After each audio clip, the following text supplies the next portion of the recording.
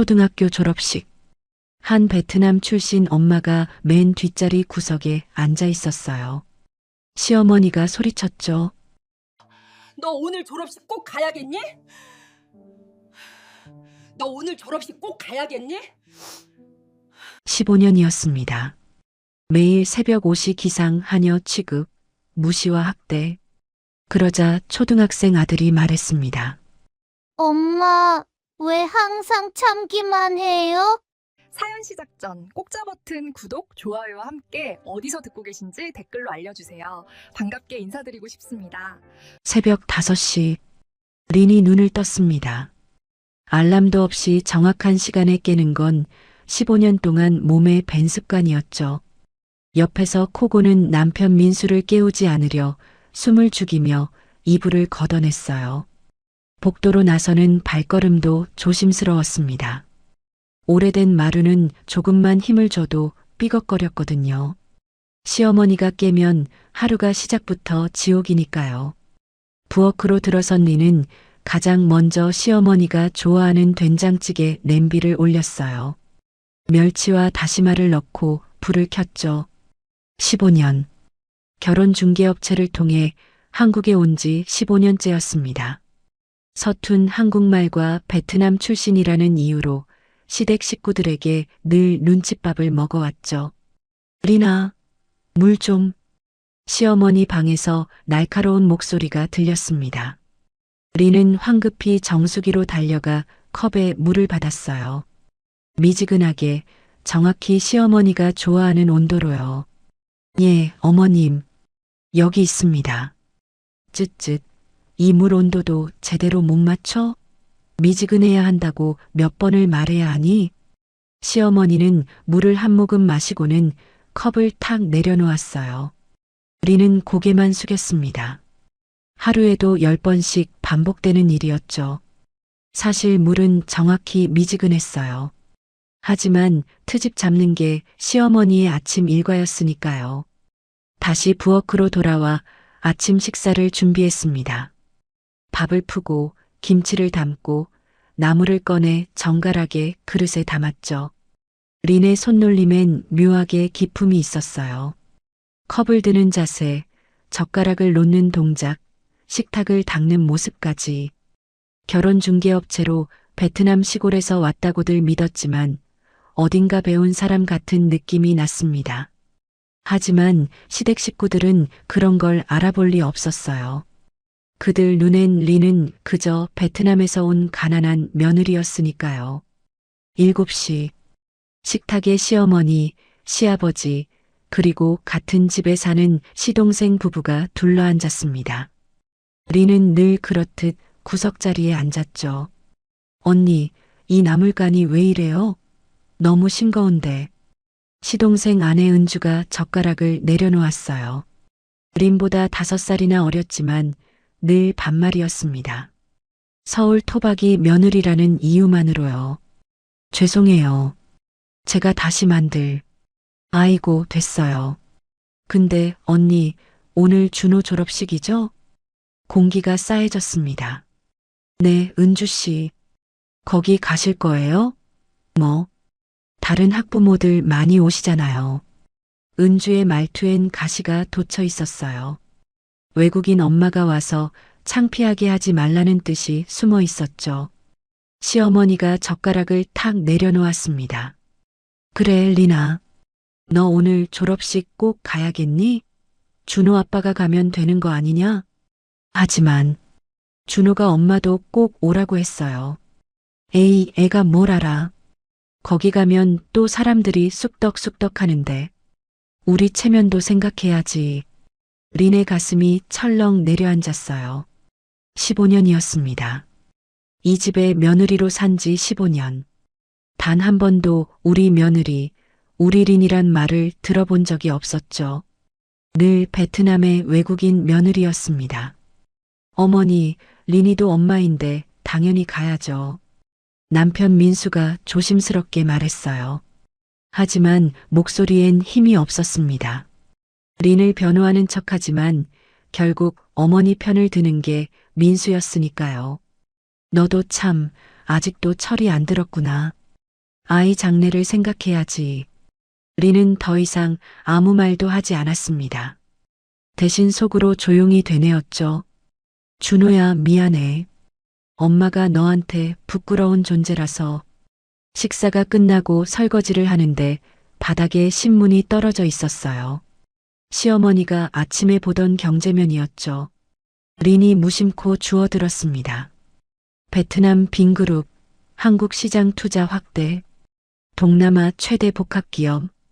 린의 눈이 그 기사에 잠깐 멈췄어요. 표정이 묘하게 일그러졌다가 황급히 신문을 접어 식탁 위에 올려놓았죠. 8시. 준호를 깨우러 갔습니다. 준호는 이불 속에서 세상 편하게 자고 있었어요. 베트남과 한국의 피가 섞인 얼굴, 까만 머리카락과 동그란 눈매는 린을 닮았고 얼굴 윤곽은 민수를 닮았죠. 준호야, 일어나. 오늘 졸업식이잖아. 엄마. 준호가 눈을 뜨며 환하게 웃었습니다. 이 웃음이 있어서 린은 15년을 견딜 수 있었어요. 엄마, 오늘 졸업식 꼭 와야 돼. 왜? 나 상 받거든. 모범상? 린의 눈가가 뜨거워졌습니다. 선생님이 엄마 아빠 꼭 같이 오라고 하셨어. 그래, 우리 준호 대단한데. 아들을 꼭 안았어요. 15년. 한국에 와서 행복할 줄 알았는데. 하지만 현실은 달랐죠. 시어머니는 린을 하녀처럼 부렸고 은주는 늘 무시했으며 시누이 민지는 명절 때마다 면박을 줬습니다. 그리고 남편 민수는 침묵했죠. 엄마, 공부 열심히 할게. 나중에 커서 돈 많이 벌어서 엄마한테 예쁜 옷 사줄 거야. 준호는 가끔 이상한 걸 느꼈어요. 엄마가 자기 수학 문제 답을 다 아는 것 같았거든요. 영어 단어도 과학 문제도요. 엄마는 공부 못했어라고 했지만 준호는 뭔가 다르다는 걸 알았습니다. 준호를 학교에 보내고 거울 앞에 섰어요. 베트남 여성의 얼굴이 보였습니다. 까만 머리, 동그란 눈, 낮은 코. 한국인과는 확연히 다른 동남아의 얼굴이었죠. 창밖으로 햇살이 들어왔습니다. 새로운 하루가 시작됐지만 린의 일상은 언제나 똑같았어요. 새벽에 일어나 밥하고 눈치 보며 살고 밤에 잠들기 전 조용히 우는 것. 15년 동안 반복된 일상이었죠. 오늘 졸업식 꼭 가고 싶은데. 하지만 가슴 한구석이 불안했습니다. 시어머니가 허락할까? 그곳에서 또 어떤 차가운 시선들이 린을 기다리고 있을까? 린은 그런 생각에 잠겼어요. 15년. 길고도 긴 시간이었습니다. 졸업식 당일 아침. 린은 평소보다 일찍 일어나 준비를 시작했습니다. 옷장을 열었을 때 선택지는 많지 않았어요. 15년 전 결혼할 때 입었던 검은색 원피스가 그나마 가장 괜찮은 옷이었죠. 낡았지만 깨끗하게 다려져 있었습니다. 시어머니는 늘 옷 사줄 돈이 어딨냐며 린이 옷 사는 것을 막았거든요. 거울 앞에 서서 머리를 묶었어요. 화장을 하려다 말았습니다. 화장품도 변변치 않았고 무엇보다 섹시 같다며 싫어하는 사람이 있었으니까요. 그저 깔끔하게 정리한 머리와 수수한 얼굴. 그게 린이 졸업식에 입고 갈 전부였죠. 거실로 나오자 예상치 못한 광경이 펼쳐졌습니다. 어머니, 현관문이 벌컥 열리며 민지가 들어왔어요. 강남에 산다며 명절 때만 얼굴 비추던 시누이였죠. 뒤따라 남편과 중학생 딸 예진이도 들어왔습니다. 어머, 민지야. 갑자기 웬일이니? 얼굴에 활짝 웃음이 번졌어요. 린에게는 단 한 번도 보여준 적 없는 표정이었죠. 환한 미소, 반가운 목소리, 따뜻한 눈빛. 그런 표정이 있었다는 게 신기할 정도였습니다. 준호 졸업식에 고모가 빠질 수 있나요? 바쁜데 시간 내서 왔어요. 아이고, 그래도 되니? 너희가 오면 준호가 얼마나 좋아하겠니? 린은 부엌 구석에 서 있었어요. 민지가 휙 돌아보며 린을 발견했죠. 큰언니 계시네요? 응, 거기 있어. 인사해라. 차가운 말투였습니다. 린이 고개 숙여 인사했어요. 안녕하세요. 네. 민지의 눈빛엔 무시가 가득했어요. 15년 전 린을 처음 봤을 때부터 민지는 오빠가 왜 하필 베트남에서 장가를 갔는지 모르겠다며 노골적으로 싫어했거든요. 큰언니, 오늘 졸업식 가세요? 민지의 질문에 거실 공기가 순간 얼어붙었습니다.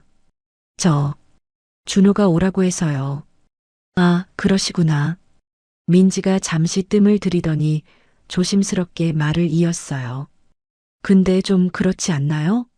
제 말은 다른 학부모들도 많이 오시고 준호 친구 부모님들도 다 오실 텐데. 말끝을 흐렸지만 의미는 명확했죠. 외국인 엄마가 와서 창피하게 만들지 말라는 뜻이었습니다. 은주가 거들고 나섰어요. 그러니까요. 저도 아까부터 그 생각했어요. 집에 계시면서 저녁 준비하시는 게. 맞아요. 민지가 손뼉을 쳤습니다. 졸업식 끝나고 다 같이 외식하기로 했잖아요. 집에서 과일이라도 깎아 놓으시면 딱 좋죠. 린의 심장이 쿵쿵 뛰기 시작했어요. 손이 부들부들 떨렸습니다.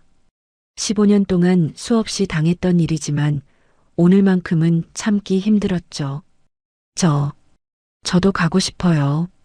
준호가, 리나, 딱 잘라 말하는 목소리였습니다.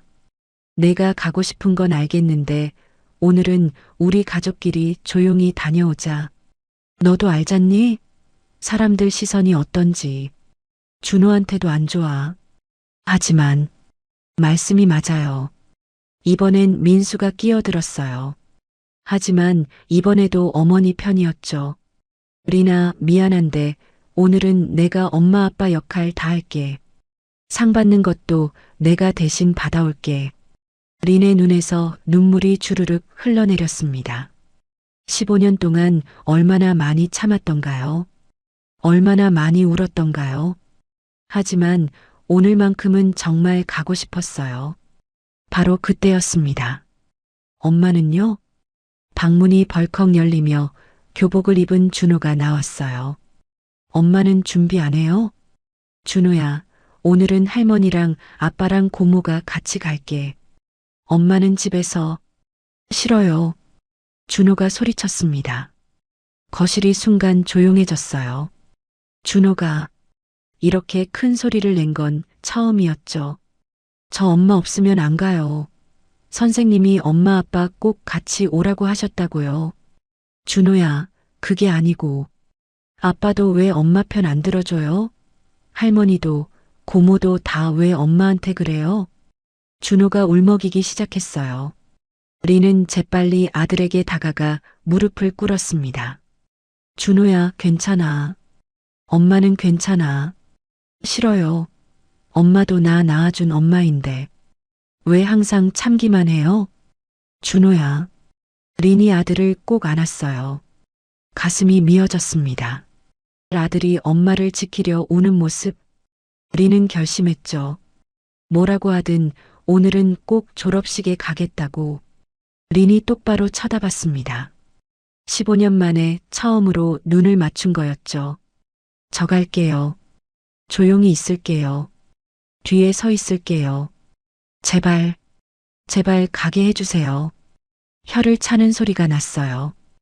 에휴, 고집도 참. 그래, 가려면 가. 대신 절대 나대지 마. 구석에 조용히 서 있기만 해. 알았지? 네. 감사해요. 린은 준호의 손을 꼭 잡았습니다. 하지만 민지와 은주가 주고받는 비웃는 듯한 눈빛을 놓치지 않았어요. 속마음이 들리는 것 같았죠. 이번 졸업식에서 제대로 망신당할 거야. 하지만 린은 상관없었습니다. 아들의 특별한 날, 엄마로서 함께할 수 있다면 그걸로 충분했어요. 차에 올라탔습니다. 민수가 운전대를 잡았고 조수석엔 시어머니가, 뒷자리엔 은주와 민지 가족이 탔죠. 린은 맨 뒷자리 구석에 앉았어요. 준호만 린의 손을 꼭 잡고 있었습니다. 엄마, 나중에 내가 커서 돈 많이 벌면 엄마한테 예쁜 옷 사줄게. 명품 가방도 사주고. 괜찮아, 준호야. 엄마는 이 옷이 제일 좋아. 차 안은 어색한 침묵이 흘렀어요. 앞자리에선 수다가 이어졌지만 린에게는 아무도 말을 걸지 않았습니다. 15년 동안 늘 이랬죠. 린은 창밖을 바라봤어요. 서울의 화려한 거리가 지나갔습니다. 고급 상점들, 멋진 카페들, 잘 차려입은 사람들. 이 도시에서 린은 언제나 이방인이었어요. 학교에 도착했습니다. 주차장엔 이미 고급 승용차들이 빼곡히 들어차 있었죠. BMW, 아우디, 벤츠.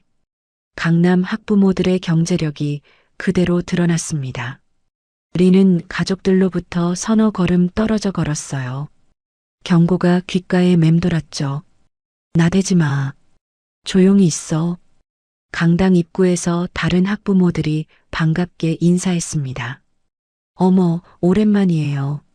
하지만 아무도 린에겐 인사하지 않았어요. 그저 호기심 어린 눈빛으로 힐끗힐끗 쳐다볼 뿐이었죠. 린은 고개를 더 깊이 숙였습니다. 오늘도 어제처럼 그저 조용히 견뎌내야 했어요. 15년 동안 그랬듯이 강당 안으로 들어섰어요. 화려한 무대가 보였습니다. 제42회 졸업식이라는 현수막이 걸려 있었고 학생들이 반별로 정렬에 앉아 있었죠. 학부모석은 이미 반 이상 차 있었어요. 저기 저분 오셨네? 옆에 여자 누구야? 처음 보는데? 아, 준호 엄마. 베트남에서 왔대. 진짜? 어머나. 불쌍하다, 준호가. 수군거리는 소리가 들렸습니다. 린은 고개를 더 깊이 숙였어요. 옷차림도 남들과 달랐습니다. 다른 학부모들은 명품 코트에 구찌, 샤넬 가방을 들고 있었지만 린은 15년 전 결혼할 때 산 낡은 원피스와 남대문 시장에서 산 가방을 들고 있었죠. 린 씨, 저기 구석에 앉아요. 사람들 시선 받으면 안 되니까. 은주가 린을 구석 자리로 밀어냈습니다. 시어머니와 민지, 민수는 앞쪽 좋은 자리로 갔어요. 린은 맨 뒤 기둥 옆 구석 자리에 홀로 앉았죠. 괜찮아. 이렇게라도 준호 졸업하는 거 볼 수 있으면 돼. 하지만 주변 학부모들의 시선이 따가웠습니다. 호기심, 동정, 무시가 뒤섞인 눈빛들이었어요. 저기요, 혹시 준호 엄마 맞으세요? 옆자리에 앉은 한 학부모가 조심스럽게 말을 걸었습니다. 40대 후반으로 보이는 그 여성은 명품 가방을 무릎에 올려놓고 있었죠. 네, 맞아요. 아, 그러시구나. 저는 민준이 엄마예요. 준호랑 같은 반이었어요. 근데 베트남에서 오셨다며요? 네. 힘드시겠어요. 애들이 요즘 좀 그런 거 가지고 놀리잖아요. 여자의 말투는 동정인 듯 했지만 어딘가 우월감이 배어 있었어요. 괜찮아요. 그래도 아이가 잘 컸네요. 준호 공부도 잘하고 엄마가 뭐 많이 도와줄 수는 없었겠지만 린은 대답하지 않았습니다. 대신 무대 위 아들만 바라봤죠. 가슴이 미어졌어요. 드디어 졸업식이 시작됐습니다. 교장 선생님의 축사, 내빈 소개가 이어졌어요. 다음은 모범상 시상입니다. 6학년 3반 김준호 학생, 나오세요. 준호의 이름이 호명됐습니다. 린의 눈에서 눈물이 주르륵 흘러내렸어요. 준호가 무대 위로 걸어 올라가 당당하게 상을 받았죠. 하지만 준호의 시선은 앞쪽 가족들이 아닌 뒤쪽 구석에 린을 향해 있었습니다. 엄마, 준호가 작게 입모양으로 말했어요. 린은 두 손으로 박수를 치며 눈물을 흘렸죠. 그때였습니다. 근데 저의 엄마가 베트남 사람이라며? 아빠는 멀쩡한 한국 사람인데. 그러니까 요즘 애들 불쌍해. 엄마가 외국인이면 그래도 저렇게 상 받는 거 보면 애는 똑똑한가 봐. 아빠 유전자 잘 받았나? 린의 옆에 앉은 학부모들의 대화가 들려왔어요. 아무렇지 않게 마치 린이 듣지 못할 거라 생각하며 수군거렸죠. 저런 애들은 나중에 정체성 혼란 온대요. 맞아. 우리 애들이랑은 좀 안 어울렸으면 좋겠어. 솔직히. 린은 주먹을 불끈 쥐었습니다. 손톱이 손바닥에 파고들었지만 아픔을 느낄 수 없었어요. 가슴이 너무 아팠거든요. 시상식이 끝나고 특별 순서가 시작됐습니다. 오늘 졸업하는 우리 6학년 친구들이 부모님께 감사 편지를 준비했어요. 한 명씩 나와서 읽어주세요. 아이들이 하나둘 나와서 편지를 읽었어요. 엄마, 아빠, 저를 낳아주시고 키워주셔서 감사해요. 감동적인 편지들이 이어졌습니다. 학부모들은 눈물을 훔쳤죠. 다음은 김준호 학생입니다. 준호가 무대에 올랐어요. 손에는 편지가 들려 있었습니다. 린은 숨을 죽였죠. 저는 우리 엄마에게 하고 싶은 말이 있어요. 준호의 목소리가 떨렸습니다. 엄마는 베트남에서 왔어요. 그래서 친구들이 가끔 놀려요. 너희 엄마 외국인이지? 왜 한국말 이상하게 해? 라고요.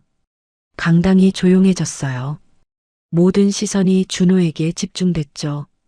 저는 처음엔 창피했어요. 린이 뒤에서 입을 막았습니다.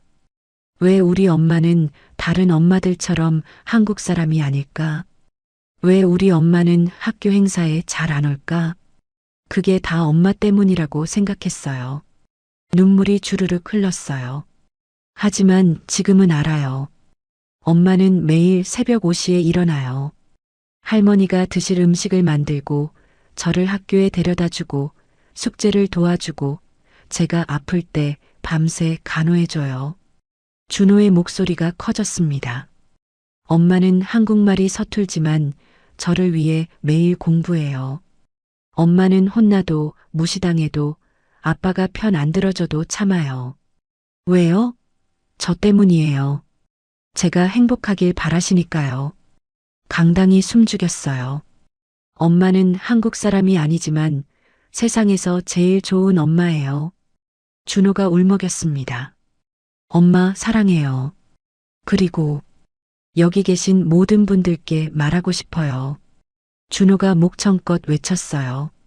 우리 엄마를 무시하지 말아주세요. 강당이 침묵에 휩싸였습니다. 시어머니와 은주, 민지의 얼굴이 하얗게 질렸어요. 다른 학부모들도 당황한 표정으로 서로를 쳐다봤죠. 엄마 어디 있어요? 준호가 울먹이며 린을 찾았습니다. 린은 뒤에서 일어나 손을 들었어요. 엄마. 준호가 무대에서 내려와 린에게 달려왔습니다. 그리고 린을 껴안으며 소리내어 울었죠. 엄마 미안해요. 내가 엄마 때문에 창피하다고 생각한 적 있어서 미안해요. 괜찮아, 준호야. 괜찮아. 린도 아들을 꼭 안고 울었어요. 강당의 학부모들이 그들을 지켜봤습니다. 어떤 이는 눈물을 흘렸고 어떤 이는 고개를 숙였죠. 시어머니가 자리에서 일어나 린에게 다가왔어요. 린아, 이게 무슨 짓이야? 애를 시켜서 이런 쇼를. 저는 아무것도 안 했어요. 준호가 쓴 거예요. 그럼 뭐야? 사람들 앞에서 우리 가족 망신을 시키려고? 은주와 민지도 다가왔습니다. 도가 지나친 거 아니에요? 이렇게까지 해야 됐어요? 민수는 그저 멀리서 바라볼 뿐이었어요. 역시나 침묵이었죠. 린은 더 이상 참을 수 없었습니다. 15년 동안 쌓였던 모든 것이 폭발할 것만 같았어요. 바로 그때 강당 밖에서 소동이 들렸습니다. 잠깐만요. 여기는 관계자 외 출입 금지예요. 비키시오. 나는 내 손자를 보러 왔소. 중년 남성의 당당하고 권위 있는 목소리가 들렸어요. 강당 문이 활짝 열렸습니다. 깔끔한 양복을 차려입은 60대 후반의 남성이 당당하게 들어섰죠. 뒤따라 정장을 입은 사람들이 여러 따라왔어요. 리는 그 순간 얼어붙었습니다. 그 목소리, 그 얼굴. 15년 만에 듣고 보는 것이었죠. 아, 아버지. 린의 입에서 작게 말이 새어나왔습니다. 시어머니가 고개를 돌렸어요. 뭐, 아버지? 린이 아버지가 왔다고? 저분은 누구세요? 학교 관계자가 당황하며 물었습니다. 나는 이 아이의 외할아버지요. 남성이 준호를 가리키며 말했어요. 유창한 한국어였지만 어딘가 외국인 특유의 억양이 살짝 섞여 있었죠. 외할아버지? 강당에 수군거림이 퍼졌습니다. 학부모들이 서로 쳐다보며 속삭였어요. 저 사람 누구야? 준호 외할아버지래. 베트남에서 왔나 봐. 근데 옷차림이 예사롭지 않은데? 남성이 린에게 다가왔습니다. 그의 눈에는 눈물이 고여 있었어요. 내 딸. 린이 고개를 끄덕였어요. 목이 메어 말이 나오지 않았죠. 15년 만이구나. 아버지. 왜 오셨어요? 린의 목소리가 떨렸습니다. 15년 동안 연락을 끊고 살았는데 어떻게 여기까지 찾아온 걸까요? 내가 전화를 안 받아도 아버지는 알고 있었어. 내가 어디서 사는지, 얼마나 힘들게 지내는지. 아버지. 남성이 준호를 보며 무릎을 꿇었어요. 준호야, 외할아버지란다. 오랜만이구나. 외할아버지? 준호는 어리둥절한 표정이었습니다. 외할아버지가 있다는 말은 들었지만 한 번도 본 적이 없었거든요. 그래, 베트남에서 온 외할아버지야. 남성이 준호를 꼭 안았어요. 준호도 본능적으로 안겼죠. 시어머니가 당황한 표정으로 다가왔습니다. 저 사돈어른. 이게 무슨... 린의 아버지요. 베트남에서 왔습니다. 아, 네. 그런데 갑자기 오시면 손자 졸업식에 외할아버지가 오는 게 이상한가요? 날카로운 눈빛이었어요. 시어머니가 주춤했죠. 남성의 뒤에 서 있던 정장 입은 사람들이 조용히 강당 뒤쪽에 섰어요. 그들의 차림새와 태도에서 범상치 않은 기운이 느껴졌죠. 남성이 린을 똑바로 쳐다봤습니다. 딸아, 아버지한테 와라. 아버지. 린이 아버지에게 다가가 꼭 안겼습니다. 15년 동안 쌓였던 그리움이 한꺼번에 터져 나왔어요. 으악. 린은 아버지 품에서 목 놓아 울었어요. 15년 동안 참았던 모든 것들이 흘러나왔죠. 아버지, 제가 잘못했어요. 제가 너무 고집셌어요. 아니야, 딸아. 아버지가 미안해. 내가 사랑하는 사람과 결혼하겠다는데 반대한 아버지가 나빴어. 시어머니와 민수, 은주, 민지는 멀리서 그 광경을 지켜볼 뿐이었어요. 그들은 린에게 가족이 있다는 것, 그녀를 걱정하는 아버지가 있다는 것을 제대로 실감하지 못했죠. 남성이 린을 놓아주고 준호를 바라봤습니다. 준호야, 외할아버지한테 말해줄래? 내 엄마가 이 집에서 행복했니? 준호가 고개를 저었어요. 눈물이 주르륵 흘렀죠. 아니요. 엄마는 매일 울었어요. 할머니가 엄마한테 소리 지르고 고모랑 작은 엄마가 엄마 무시하고 아빠도 엄마 편 안 들어줬어요. 준호야, 내가 무슨 말을... 시어머니가 다급하게 말했지만 남성이 손을 들어 막았습니다. 됐습니다. 더 들을 필요도 없겠네요. 남성이 린의 손을 잡았어요. 딸아, 짐을 싸라. 우리 집으로 돌아가자. 준호도 데리고. 뭐라고요? 시어머니가 소리쳤습니다. 안 됩니다. 준호는 우리 손자예요. 손자요?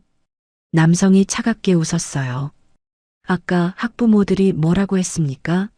다문화 가정에 불쌍한 준호라고 하지 않았습니까? 시어머니가 말문이 막혔어요. 민수가 앞으로 나섰습니다. 저는 리니를 사랑합니다. 사랑이라고요? 남성이 민수를 노려봤어요.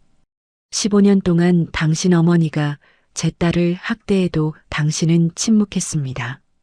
그게 사랑입니까? 저는 민수가 고개를 떨궜어요. 따라가자. 남성이 린의 손을 잡아 끌었습니다. 하지만 린은 움직이지 않았어요. 아버지, 저는 왜 아직도 이 사람들을 믿니? 아니에요. 하지만 저는 아직도 이 사람을 사랑해요. 린이 민수를 바라봤어요. 한심하죠?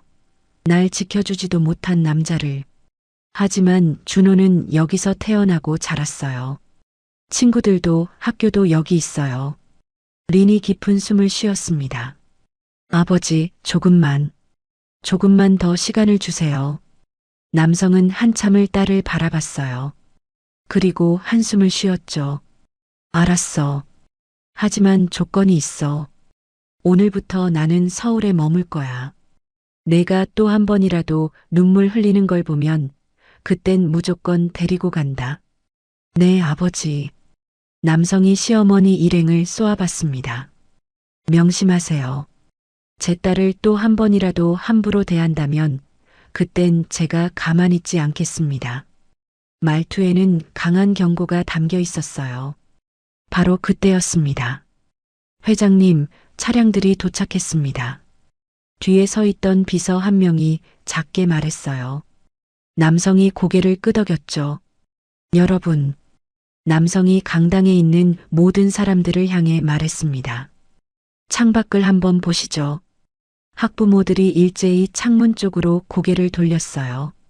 그리고 모두 입을 다물지 못했죠. 학교 정문으로 검은색 벤츠가 한 대, 두 대, 세 대 줄지어 들어오고 있었습니다. S클래스 최고급 모델들이었어요. 5대, 6대, 7대. 멈추지 않고 계속 들어왔죠. 저게 뭐야? 차가 계속 들어와. 전부 벤츠잖아. 저거 한 대에 억 단위인데. 10대가 넘는 벤츠가 학교 주차장을 가득 채웠습니다. 차에서 정장을 입은 사람들이 일제히 내렸어요. 그들은 일사불란하게 움직이며 강당 쪽을 향해 걸어왔죠. 강당 안은 순식간에 술렁거림으로 가득 찼습니다. 도대체 저 사람이 누구야? 베트남에서 왔다며? 근데 저렇게 차를. 저 정도면 보통 사람이 아닌데? 시어머니는 창밖을 보며 얼굴이 하얗게 질렸어요. 은주와 민지도 마찬가지였죠. 민수는 그저 멍하니 서 있을 뿐이었습니다. 남성이 린을 보며 조용히 말했어요. 딸아, 아버지 차들이 밖에 있어. 언제든 마음이 바뀌면 전화해라. 아버지가 바로 데리러 올게. 네, 아버지. 남성이 강당을 나섰습니다. 뒤따르던 사람들도 일제히 따라 나갔어요. 창밖으로 보이는 벤츠 행렬 중 선두 차량이 문을 열었고 남성이 탑승했죠. 그리고 10대가 넘는 벤츠가 일사불란하게 출발했습니다. 마치 대통령 행차처럼 완벽한 대형을 이루며 학교를 빠져나갔어요. 강당은 완전한 침묵에 휩싸였습니다. 저 사람 대체 누구야? 준호 외할아버지라며? 베트남 사람이 저렇게 차를? 아, 혹시 베트남에서 사업하는 사람? 사업 정도가 아니라 재벌 아니야? 저 정도면? 학부모들의 수군거림이 커졌어요. 모두가 린을 쳐다봤습니다. 아까까지 무시하던 눈빛과는 완전히 달랐죠. 호기심, 놀람, 그리고 두려움이 섞인 눈빛이었어요. 시어머니는 그 자리에 주저앉을 것처럼 비틀거렸습니다. 은주가 황급히 부축했죠. 시어머니, 괜찮으세요? 저게 대체... 민지가 떨리는 목소리로 물었어요. 큰언니, 저 사람이 정말 아버지? 린은 대답하지 않았습니다. 그저 창밖을 바라볼 뿐이었어요. 멀어져 가는 벤츠 행렬을, 15년 만에 본 아버지의 모습을. 민수가 린에게 다가왔어요. 린아, 저 사람이 집에 가요. 린이 차갑게 말했습니다. 이제 집에 가요. 저 피곤해요. 린은 준호의 손을 잡고 강당을 나섰어요. 시어머니 일행은 그저 멍하니 뒤따를 뿐이었죠. 주차장에 남아있던 학부모들이 린을 보며 수군거렸지만 이제 그 눈빛이 달랐습니다. 무시가 아니라 궁금증이었어요. 두려움이었죠. 차에 올라탔습니다. 이번엔 아무도 린에게 뒤에 앉으라고 하지 않았어요. 아무도 말을 걸지 않았죠. 그저 조용한 침묵만이 흘렀습니다. 하지만 그 침묵은 아까와 달랐어요. 무시의 침묵이 아니라 충격의 침묵이었죠. 15년 만에 처음으로 린을 대하는 시선이 바뀐 순간이었습니다. 집으로 돌아오는 길, 차 안은 무거운 침묵으로 가득했습니다. 아무도 입을 열지 않았어요. 민수는 운전대만 꼭 잡고 있었고 시어머니는 창밖만 바라봤죠. 은주와 민지도 서로 눈치만 보고 있었어요. 린은 맨 뒷자리에서 준호의 손을 잡고 있었습니다. 준호도 뭔가 이상한 분위기를 느꼈는지 한마디도 하지 않았죠. 집에 도착했어요. 현관문을 열고 들어서자마자 시어머니가 거실 소파에 주저앉았습니다. 은주가 황급히 물을 떠왔죠. 시어머니, 괜찮으세요? 시어머니는 대답하지 않았어요. 그저 멍하니 허공을 바라볼 뿐이었죠. 한참을 그렇게 있다가 천천히 고개를 돌렸습니다. 린을 향해서요. 린아. 네. 저 사람이 정말 내 아버지야? 네. 저 차들은 뭐고? 저 사람들은 다 뭐야? 린은 대답하지 않았어요. 어떻게 설명해야 할지 몰랐죠. 시어머니가 자리에서 벌떡 일어났습니다. 15년 만에 처음 보는 격한 반응이었어요.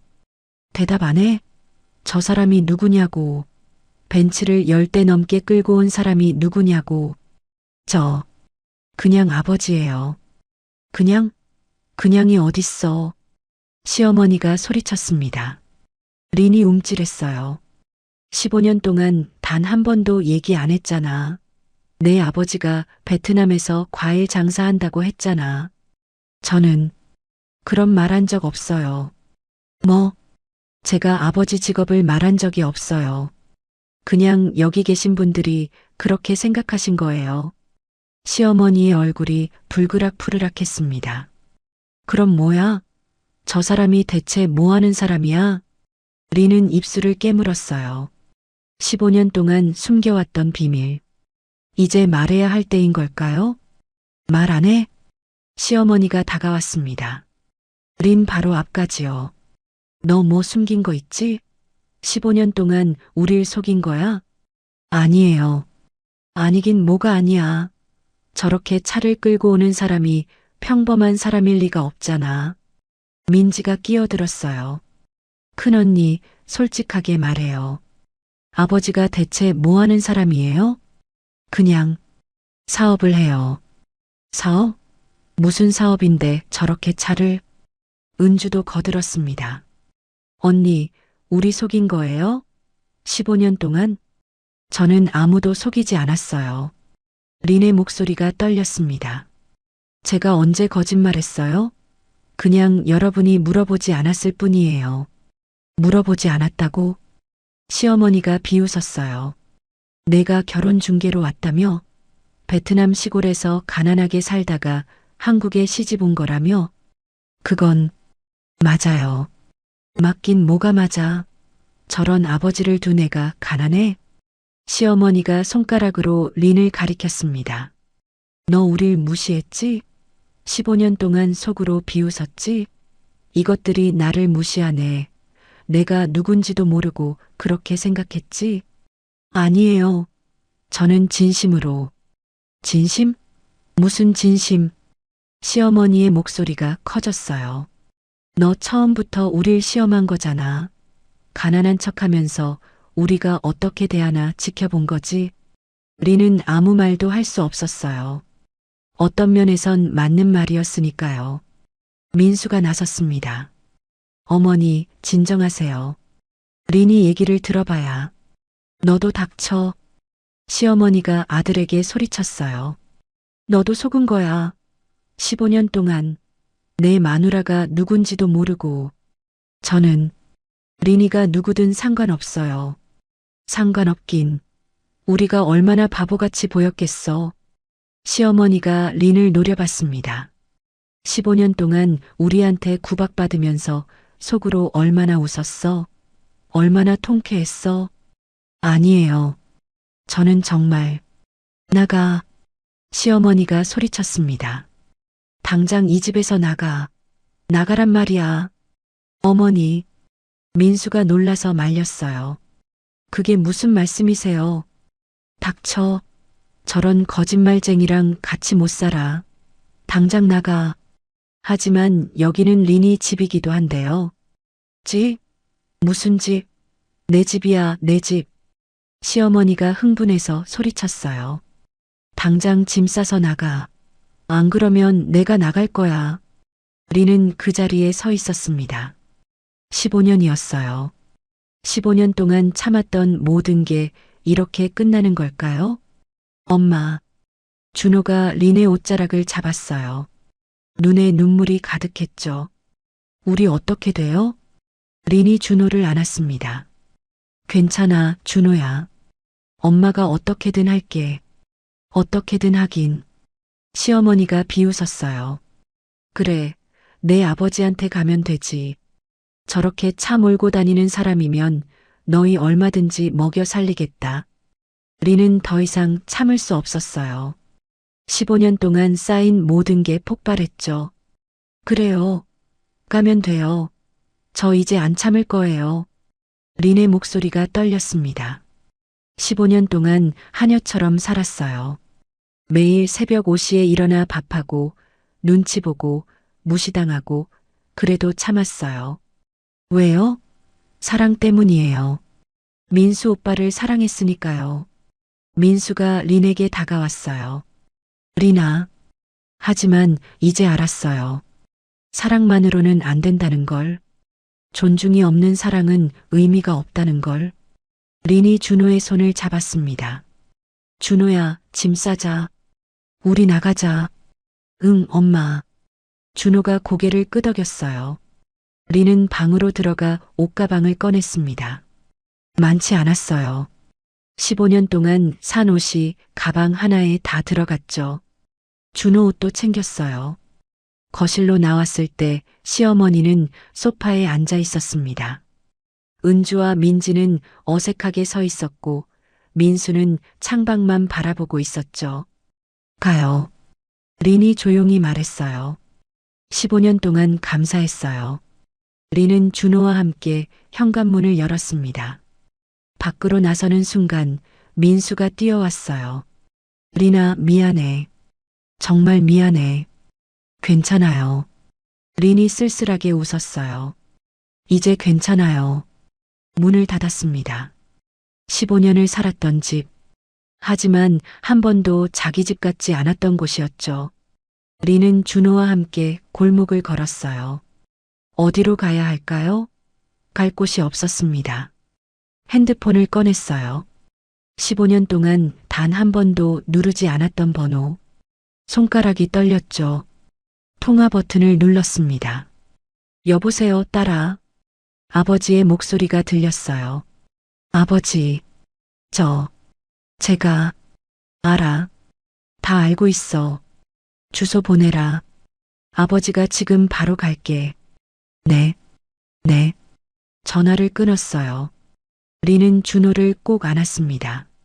준호야, 이제 괜찮아. 엄마가 지켜줄게. 응, 엄마. 나도 엄마 지켜줄게. 린의 눈에서 눈물이 흘러내렸어요. 15년 만에 처음으로 느끼는 해방감이었습니다. 두려웠지만 동시에 홀가분했죠. 어둠 속에서 검은색 세단 한 대가 다가왔습니다. 차가 멈췄고 아버지가 내렸어요. 딸아, 이리 와. 린이 아버지 품에 안겼습니다. 15년 만에 귀가였죠. 차는 서울 시내 한복판으로 향했습니다. 린은 뒷좌석에서 준호를 안고 있었어요. 아버지는 조수석에 앉아 가끔 뒤를 돌아보며 린을 확인했죠. 딸아, 배고프지 않니?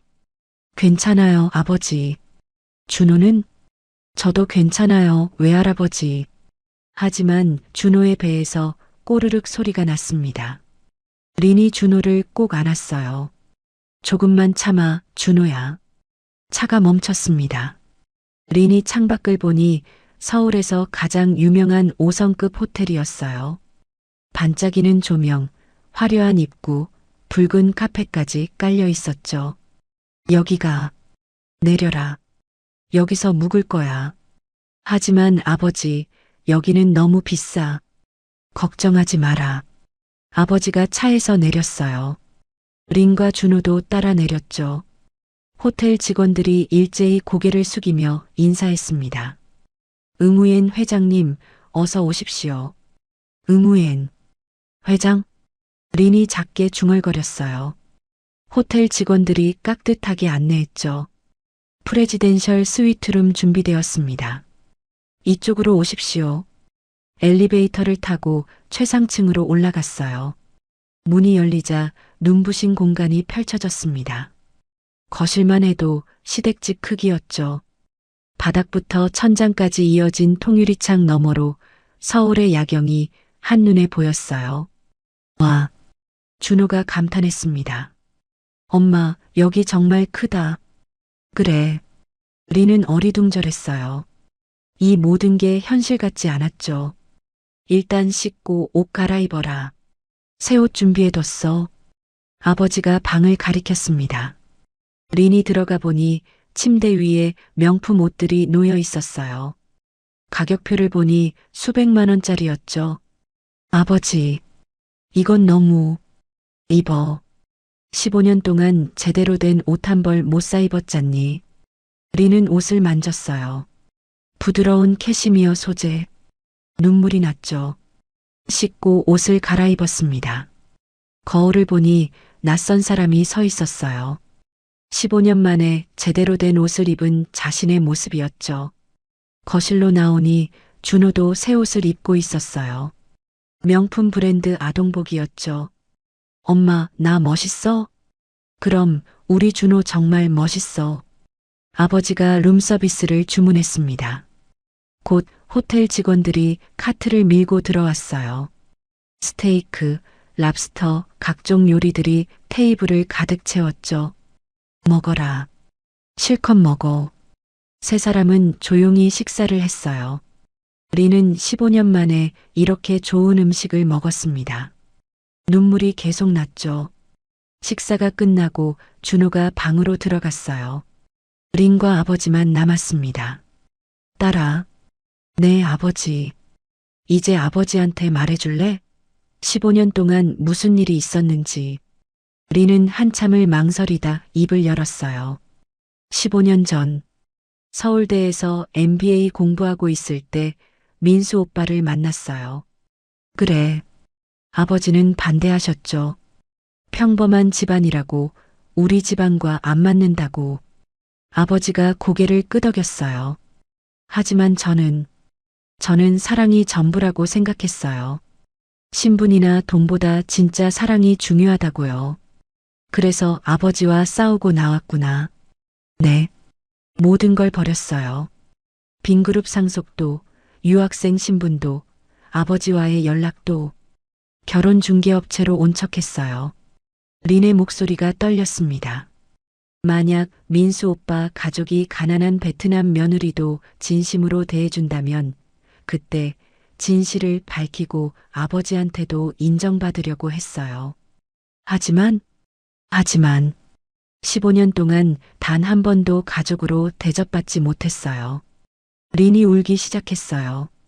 매일 새벽 5시에 일어나 밥하고 눈치 보고 무시당하고 그래도 참았어요. 언젠가는 달라질 거라고 믿었어요. 아버지가 린의 손을 잡았습니다.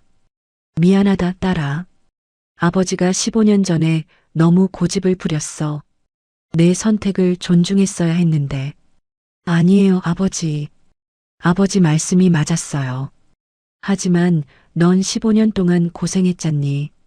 아버지는 어떻게 알고 오셨어요? 오늘 졸업식이라는 걸.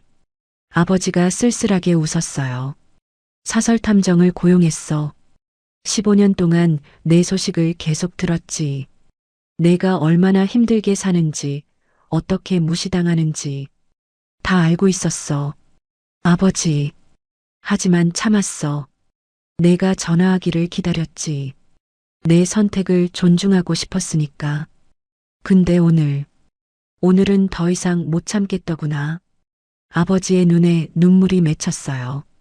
바로 그때 노크 소리가 들렸습니다. 문을 열자 정장 입은 남자가 서 있었어요. 회장님, 차량들이 모두 도착했습니다. 알았네.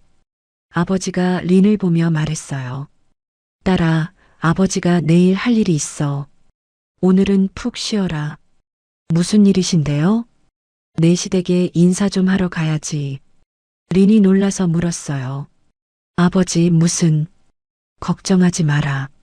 아버지가 제대로 정리하고 올게. 다음 날 아침, 린은 오랜만에 편안하게 잤습니다. 준호도 행복한 얼굴로 자고 있었죠. 아침 식사를 하는데 핸드폰이 울렸어요. 민수였습니다. 리나, 왜요? 지금 내 아버지가 우리 집 앞에, 네, 차가 계속 들어와. 벤츠가 10대가 넘게. 린이 창밖을 내다봤어요. 아버지는 이미 나간 후였죠. 핸드폰 너머로 민수의 떨리는 목소리가 들렸습니다. 리나, 내 아버지가 대체 누구야? 지금 우리 집 앞이 난리 났어. 동네 사람들이 다 나와서 구경하고 벤츠가 줄줄이 서 있고. 린은 핸드폰을 꽉 쥐었어요. 제 아버지요? 린이 조용히 말했습니다. 응우엔 빈, 베트남 빈그룹 회장이에요. 제 본명은 린이 아니라 응우엔 하나예요. 빈그룹 유일한 상속녀죠. 핸드폰 너머로 민수가 숨쉬는 소리만 들렸어요.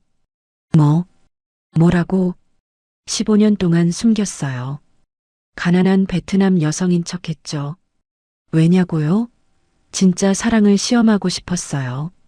돈이나 신분이 아니라 진짜 저라는 사람을 사랑하는지 알고 싶었어요. 리나.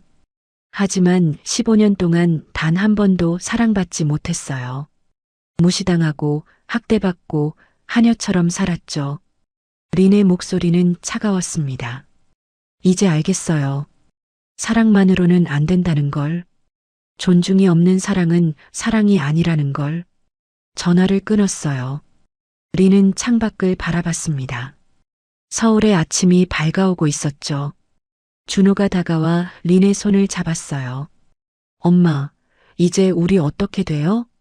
린이 준호를 안았습니다. 이제부터 우리는 당당하게 살 거야. 더 이상 숨지 않고, 더 이상 참지 않고. 알겠지? 응, 엄마. 린은 처음으로 자유로움을 느꼈어요. 15년의 굴레에서 벗어난 기분이었죠. 두려웠지만 동시에 홀가분했습니다. 이제 새로운 시작이었어요. 오후 2시, 린은 아버지로부터 전화를 받았습니다. 딸아, 지금 내 시댁에 있어. 내려올 수 있겠니? 네, 아버지. 지금 갈게요. 린은 준호와 함께 택시를 탔어요. 15년을 살았던 그 집으로 향했죠. 마음이 복잡했습니다. 두렵기도 했고 동시에 후련하기도 했어요. 집 앞에 도착하자 눈앞의 광경에 입을 다물지 못했습니다. 골목 입구부터 검은색 벤츠들이 줄지어 서 있었어요. 10대가 넘었죠. 동네 사람들이 모두 나와 구경하고 있었습니다. 저게 뭐야? 재벌집 차 아니야? 준호네 집에 무슨 일 있나? 린이 골목을 지나 집 앞에 섰어요. 대문이 열려 있었죠. 안으로 들어가니 거실에 아버지와 정장 입은 사람들이 서 있었습니다. 시어머니, 은주, 민지는 소파에 앉아 있었고 민수는 창가에 서 있었어요. 따라왔구나. 아버지가 린을 맞았습니다. 린은 준호의 손을 잡고 거실로 들어갔어요. 시어머니가 린을 보며 입을 열었어요. 린아. 아니, 하나씨. 어색한 호칭이었습니다. 시어머니는 더 이상 반말을 쓸 수 없었죠. 앉으세요. 아버지가 의자를 가리켰습니다. 린이 앉자 아버지가 서류 뭉치를 꺼냈어요. 오늘 이렇게 찾아온 이유는 명확합니다. 제 딸이 15년 동안 이 집에서 어떻게 지냈는지, 그리고 앞으로 어떻게 할 것인지 정리하려고 왔습니다. 아버지가 첫 번째 서류를 펼쳤어요. 저는 응우옌 빈입니다. 베트남 빈그룹 회장이죠. 제 딸 하나는 빈그룹 유일한 상속녀입니다. 시어머니의 얼굴이 하얗게 질렸어요. 빈그룹은 베트남 최대 복합기업입니다. 호텔, 부동산, 리조트, 제조업까지 하죠. 한국에도 지사가 있고 이 호텔도 우리 겁니다. 아버지가 호텔 소유권 서류를 보여줬어요. 제 딸은 하노이 대학을 수석으로 졸업했고 서울대에서 경영학 석사를 받았습니다. 영어, 일본어, 중국어도 유창하죠. 은주와 민지는 서로를 쳐다볼 뿐이었어요. 15년 전 제 딸이 김민수 씨를 만났을 때 저는 반대했습니다. 평범한 집안 출신이고 경제적으로도 우리와 차이가 컸으니까요. 민수가 고개를 떨궜어요. 하지만 제 딸은 고집이 셌습니다. 사랑이 전부예요. 신분이나 돈은 중요하지 않아요라고 했죠. 아버지의 목소리가 떨렸습니다. 그래서 제 딸은 결심했습니다. 모든 걸 버리고 평범한 베트남 여성인 척하기로요. 만약 여러분이 가난한 며느리도 진심으로 대해준다면 그때 진실을 밝히겠다고요. 저희가 몰라서. 시어머니가 떨리는 목소리로 말했어요. 몰라서요? 아버지가 차갑게 웃었습니다. 그게 문제입니다. 여러분은 제 딸이 재벌 딸이라는 걸 몰라서 학대했습니다. 만약 알았다면 어떻게 했을까요? 극진히 모셨겠죠? 아무도 대답하지 못했어요. 바로 그겁니다. 여러분은 사람을 신분으로 판단합니다. 돈으로, 외모로, 출신으로 판단하죠. 진짜 그 사람의 가치는 보지 않습니다. 아버지가 두 번째 서류를 꺼냈어요. 이건 제가 고용한 사설탐정의 보고서입니다. 6개월 동안 이 집을 조사했죠. 서류 속에는 사진들이 가득했어요. 새벽 5시에 부엌에서 일하는 린, 혼자 구석에서 밥 먹는 린, 시어머니한테 꾸중 듣는 린의 모습이었죠. 여기 보십시오. 제 딸이 15년 동안 어떻게 살았는지. 시어머니가 사진을 보며 손으로 입을 막았어요. 그리고 이건 제 딸이 이 집에 기여한 경제적 가치를 계산한 겁니다.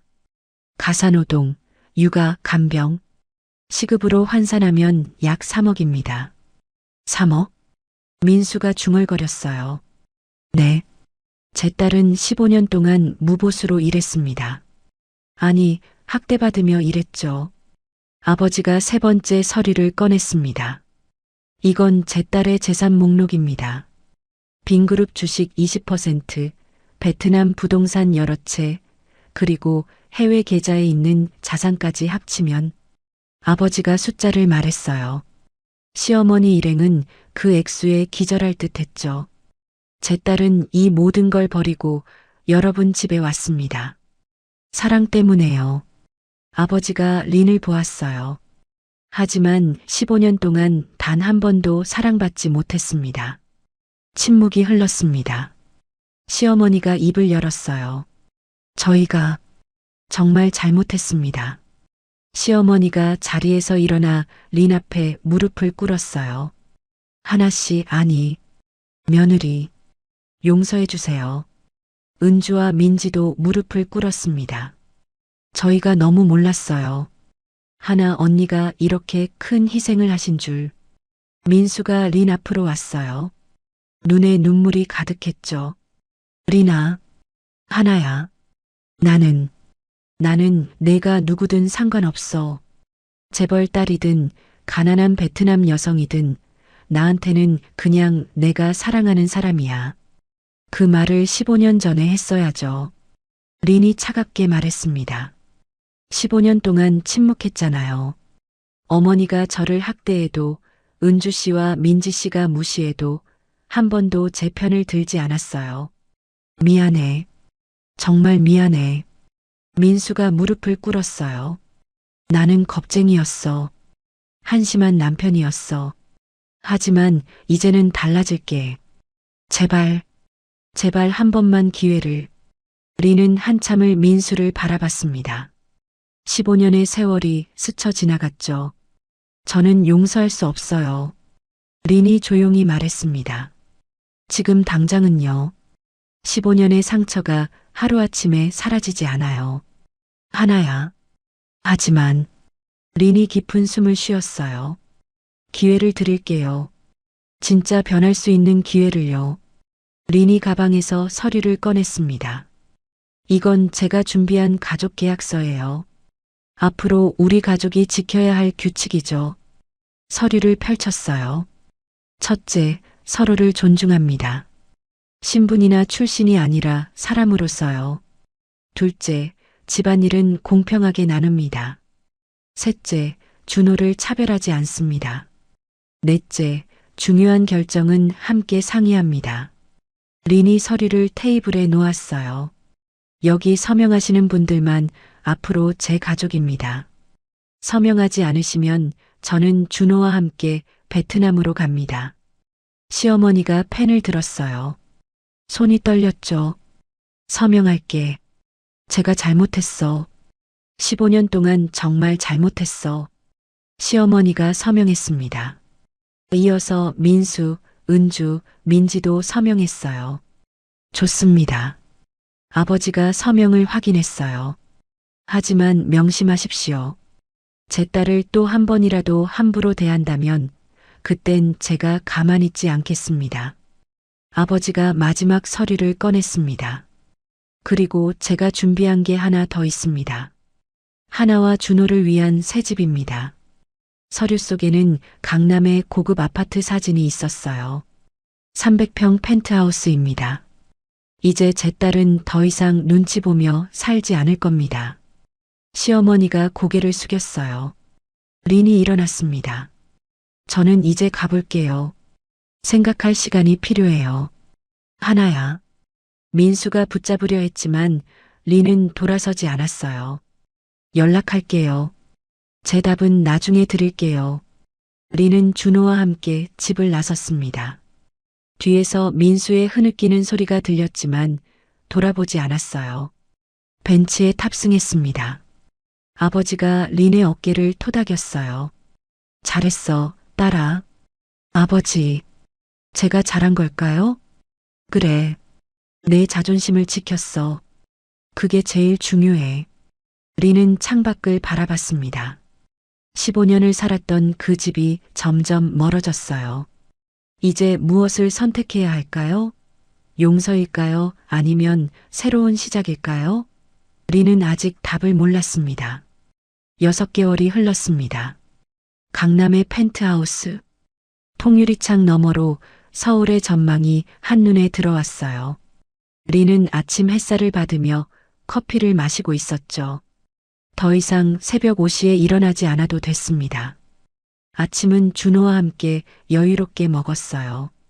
엄마, 오늘 회사가? 응, 오후에 회의가 있어. 린은 이제 빈그룹 한국 지사 부사장이었습니다. 6개월 전 아버지가 제안했고 린은 받아들였죠. 15년 동안 묻어뒀던 실력을 다시 펼칠 때였습니다. 회사에서 린은 달랐어요. 유창한 영어로 해외 바이어들과 협상했고 날카로운 판단력으로 프로젝트를 이끌었죠. 직원들은 린을 존경했습니다. 베트남 출신이라고 여성이라고 무시하는 사람은 아무도 없었어요. 하나 부사장님, 오늘 프레젠테이션 정말 훌륭했습니다. 감사합니다. 린은 당당했어요. 15년 동안 숨겨왔던 자신의 진짜 모습이었죠. 퇴근 후 집으로 돌아왔습니다. 초인종을 누르자 준호가 문을 열어줬어요. 엄마 왔어? 응. 오늘 학교는 어땠어? 좋았어. 친구들이랑 축구했어. 준호는 달라져 있었습니다. 6개월 전보다 훨씬 밝아졌죠. 더 이상 다문화 가정애라고 놀리는 친구는 없었어요. 아니, 있어도 준호는 당당했습니다. 엄마가 자랑스러웠으니까요. 저녁 준비를 시작했어요. 이제는 린 혼자 하지 않았습니다. 아르바이트 학생이 와서 도와줬죠. 린도 일하는 여성이었으니까요. 초인종이 울렸습니다. 린이 인터폰을 확인하니 민수였어요. 린아, 하나야, 나야, 들어와요. 문을 열어줬습니다. 민수가 꽃다발을 들고 들어왔어요. 이거 고마워요. 린이 꽃을 받았습니다. 민수는 매주 2번씩 찾아왔어요. 6개월 동안 한 번도 빠지지 않았죠. 처음엔 문전박대당했습니다. 하지만 민수는 포기하지 않았어요. 오늘 저녁은 파스타 만들고 있어요. 내가 도와줄게. 민수가 앞치마를 두르고 부엌으로 갔습니다. 6개월 전과는 다른 모습이었어요. 이제 민수는 요리도 배우고 설거지도 하고 청소도 했죠. 하나야, 양파 어떻게 써는 거야? 이렇게요. 린이 보여줬어요. 민수가 서툴게 따라했죠. 눈물을 흘리면서요. 왜 울어요? 양파 때문에. 거짓말. 양파 자르는데 그렇게까지 안 나와요. 민수가 멈췄어요. 그리고 쓸쓸하게 웃었죠. 들켰네.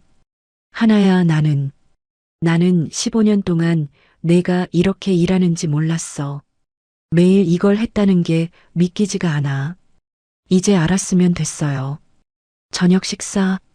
3사람이 둘러앉았습니다. 예전과 달랐어요. 린은 구석자리가 아니라 테이블 중앙에 앉았죠.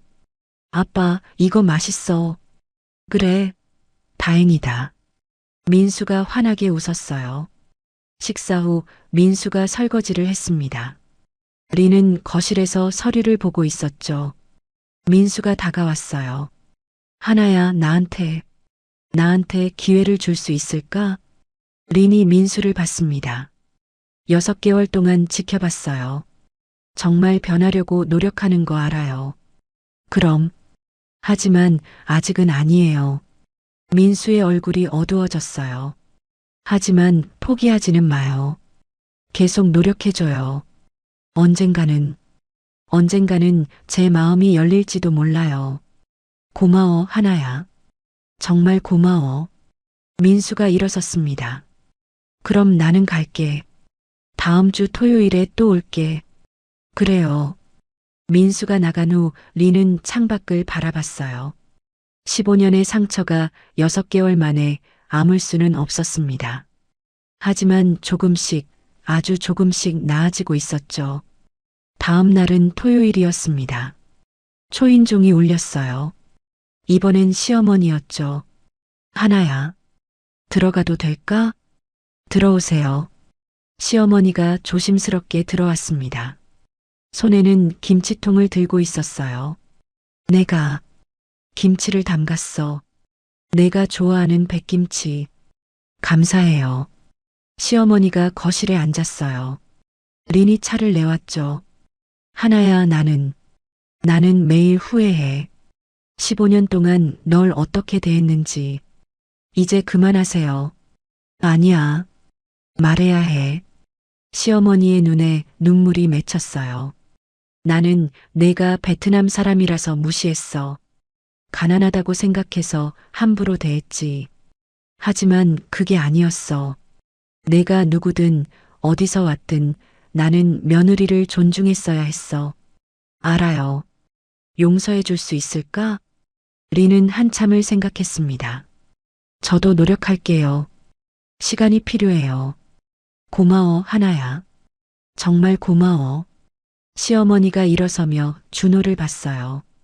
준호야, 다음 주에 할머니 집에 놀러 올래? 할머니가 맛있는 거 해줄게. 정말요? 그럼 내가 좋아하는 잡채도 만들고. 준호가 린을 봤어요. 린이 고개를 끄덕였죠. 그래요, 할머니. 갈게요. 시어머니가 나간 후 린은 아버지에게 전화했습니다. 아버지, 딸아, 잘 지내니? 네. 아버지 덕분에요. 무슨 소리야? 내가 잘한 거지. 아버지, 저 민수 오빠랑 다시 시작하려고요.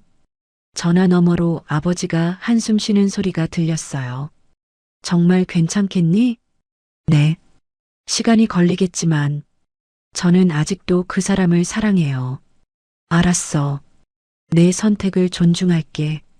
하지만 또 한 번이라도. 알아요, 아버지. 이제는 제가 지킬 수 있어요.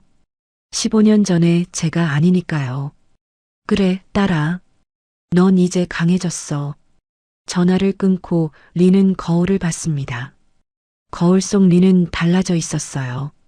자신감 넘치는 얼굴, 당당한 자세.